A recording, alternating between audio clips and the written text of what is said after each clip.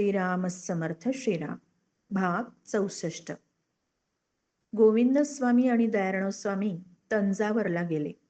तंजावर जवळ तिरुवैयार इथे सप्तस्थान उत्सव सुरू होता. दुरून दुरून भक्त दिंड्या घेऊन येत होते. पालखीमध्ये देव होते. दिंडी बरोबर मृदंग झांजा वाजवणारे भक्त अभंग म्हणत नाचत नाचत येत होते. नामघोषानं आकाश भरून जात होतं. भक्तिरसाचा महापूर वाहतोय असं वाटत होतं. त्या भागात दर आठवड्याला घरोघरी भजन म्हणण्याची शेकडो वर्षांची परंपरा आहे. शेकडो भजनी मंडळं त्या भागात होती. एका घरी आठवड्याचं भजन ऐकायला गोविंद स्वामी आणि दयाराम स्वामी गेले. त्या भजनी मंडळाचा प्रमुख भागवदर त्याने भागवत दीक्षा घेतली होती. उजव्या हातावर भागवत दीक्षेची खूण म्हणून सूत्र बांधलं होतं. मृदंगम, किण्णारम, श्रुतिपेटी, तानपुरम यांची साथ करणारे तिथे होते. ते स्तोत्र आणि भजन अगदी रंगवून म्हणायचे. श्रोते फक्त ध्रुवपदाची ओळ आणि नामावली म्हणायचे. मग देवाजवळची समई खोलीच्या मध्यभागी आणून ठेवली जायची आणि लोक दिव्य नाम संकीर्तन करत नाचत नाचत समईभोवती प्रदक्षिणा घालायचे. विशिष्ट पोशाख करून हे भागवदर रोज सकाळी शिष्यांसह भजन म्हणत गावात फिरत. फक्त डाळ तांदूळ अशी कोरडी भिक्षा घेत. दुपारी शिष्यांना शिकवत आणि प्रवचन करत. त्यामुळे गावोगावी भक्तीचा मोठाच प्रसार होत होता. गोविंद स्वामी आणि दयाराम स्वामी यांनी त्यानंतर रामेश्वरला भगवान शंकरांचं दर्शन घेतलं.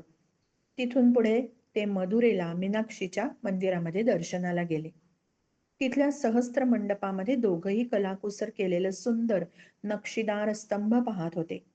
एवढ्यात दिसलं काही मुलं एका स्तंभावर काठीनं आघात करतायत आणि त्यांच्या उपस्तंभांमधून सारे गम प ध नि सा हे मंजूळ सूर निघतायत. मुलं आनंदाने नाचतायत. कुणीतरी दयाराम स्वामींना सांगितलं, स्वामी, याला स्वरस्तंभ म्हणतात.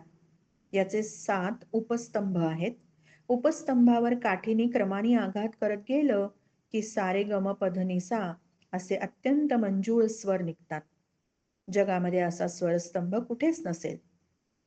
एखादं नवं खेळणं दिसताच लहान मूल हरखून जातं ना, तसे स्वामी हरखून गेले. त्यांच्या मुखावर बालकाचा आनंद फुलून आला. तेही त्या मुलांमध्ये मिसळून उपस्तंभावर काठीने आघात करू लागले. मंजूळ स्वर कानावर येताच मुलांच्यात नाचू लागले. वय, अधिकार, प्रतिष्ठा सगळं विसरून ते त्या मुलांपैकीच एक होऊन गेले. नाचत होते. एकमेकांची भाषा समजत नव्हती, तरीही त्या मुलांशी शब्दांवाचून संवाद होतच होता आणि अनोखा खेळ चांगलाच रंगला होता. स्वामींचा निरागस आनंद पाहून पाहणारे सगळेच मुग्ध होऊन गेले होते. दक्षिण मानस यात्रा संपत आली. गोविंद स्वामी म्हणाले, उत्तरेत राजे एकमेकांशी भांडत बसले, त्यामुळे यवनांचं आक्रमण त्यांना थोपवता आलं नाही. हिंदू राजांनी राज्य गमावलं आणि तिथे परकीय यवनांचं राज्य आलं. या यवन राजकर्त्यांनी तिथली हिंदू संस्कृती आणि धर्म बुडवून टाकण्याचा प्रयत्न सतत चालू ठेवला. त्या मानाने दक्षिणेतले राजे अधिक दूरदर्शी म्हणायचे. त्यांनी एकमेकांमध्ये समन्वय ठेवला आणि संरक्षणाची भक्कम व्यवस्था केली.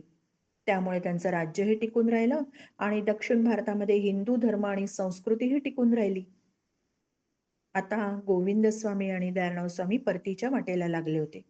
सारा भारतवर्ष पाहून झाला होता. गोविंद स्वामी म्हणाले, भारतवर्षामध्ये प्रत्येक प्रदेशात भक्तीची मधुर धारा वाहतीये. म्हणूनच इथली संस्कृती आणि धर्म टिकून राहिलेला आहे. यवन राज्यकर्त्यांनी इतके प्रयत्न करूनही इथला धर्म आणि संस्कृती त्यांना उखडून टाकता आली नाही. ते केवळ या भक्तिधारेमुळेच. दक्षिण मानस यात्रा पूर्ण करून दयाराम स्वामी महाराष्ट्राच्या दिशेने परत येत होते. त्यांना वाटलं, भारतवर्षामध्ये कुठेही गेलो तरी भगवत भक्ती करणारे भाविक आहेतच. प्रांत वेगळा, भाषा वेगळी, पण भक्ती मात्र एकच. निसर्ग सगळीकडेच अतिशय रमणीय आहे. त्यात विविधता आहे. लोकरीती वेगवेगळ्या, लोकाचार वेगवेगळे, चालीरीती वेगवेगळ्या, लोकांचा पेहराव आणखीन वेगळा, पण सगळ्यांच्या मनातला भक्तिभाव एकच आहे. या साऱ्या भारतवर्षामध्ये भगवान गोपाळ कृष्णच भरून उरले आहेत याची आंतरिक अनुभूती दयानंद स्वामींच्या हृदयामध्ये जागृत झाली. भगवान गोपाळकृष्ण सर्वात्मक आहेत, सर्वव्यापी आहेत, विश्वात्मक आहेत, विश्वव्यापी आहेत, अशा एका आनंदाच्या अनुभूतीने त्यांचं हृदय भरून गेलं. चालण्याचे श्रम ते विसरूनच गेले. दिवस रात्र काही फरक पडेना. जिथं जाऊ तिथे भगवान श्रीकृष्ण दिसतायत. मनाची तदाकार अवस्था झाली. समोरचा वृक्षही भगवान गोपाळकृष्णच, दूरवर दिसणारा डोंगर तोही भगवान गोपाळकृष्णच, शेतात डोलणारी पिकंही भगवान गोपाळकृष्णच, आकाशात किलबिल करणारे पक्षीही भगवान गोपाळकृष्णच, आणि समोर दिसणारी सगळी माणसंही भगवान गोपाळकृष्णच. श्रीराम समर्थ. श्रीराम.